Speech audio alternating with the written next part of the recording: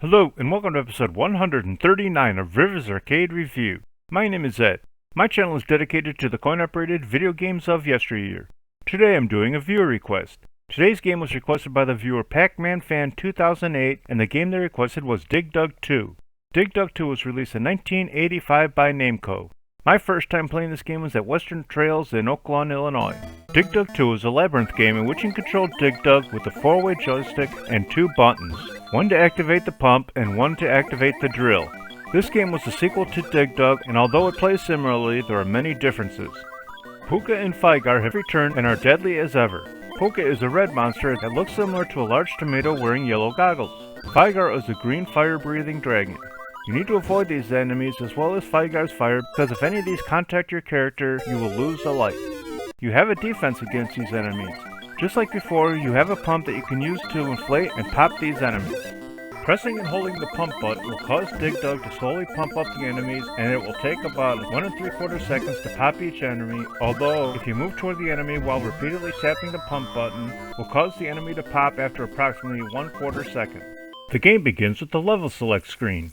You can choose between levels 1, 5, 10, and 15.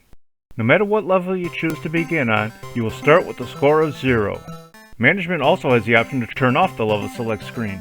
This game takes place above ground on an island as opposed to underground.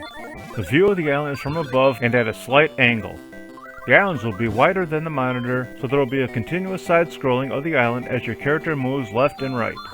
Due to the scrolling, your character will always be in the center horizontally, although it will move vertically. The islands will be riddled with cracks on the land. These cracks will form a maze.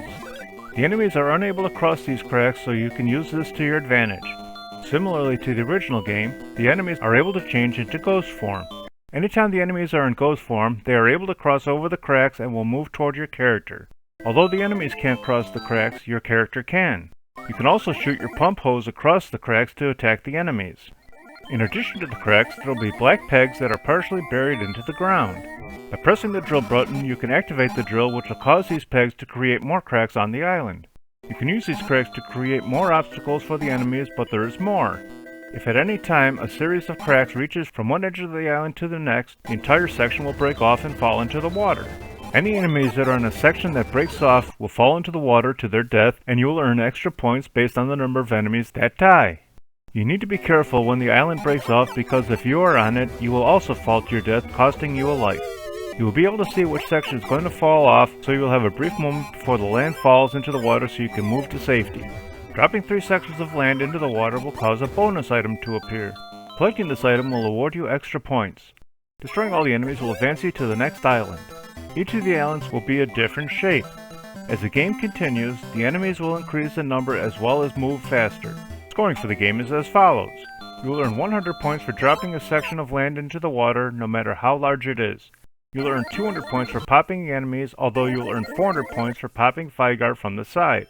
You'll earn 1,000 points for dropping 1 enemy into the water, 2,000 points for dropping 2 enemies, 4,000 points for dropping 3 enemies, 7,000 points for dropping 4 enemies, 10,000 points for dropping 5 enemies, 15,000 points for dropping 6 enemies, 20,000 points for dropping 7 enemies, 30,000 points for dropping 8 enemies, 50,000 points for dropping 9 enemies, and 80,000 points for dropping 10 enemies.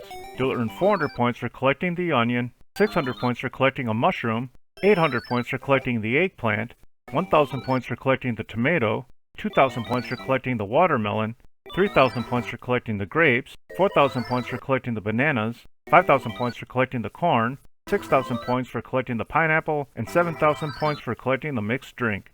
I really enjoy playing this game and recommend playing it whether in an arcade setting or on an emulator.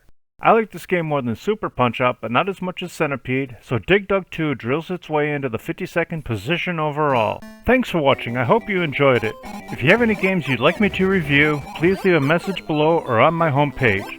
Please remember to hit like, share, and subscribe, and stay tuned to new videos every Sunday.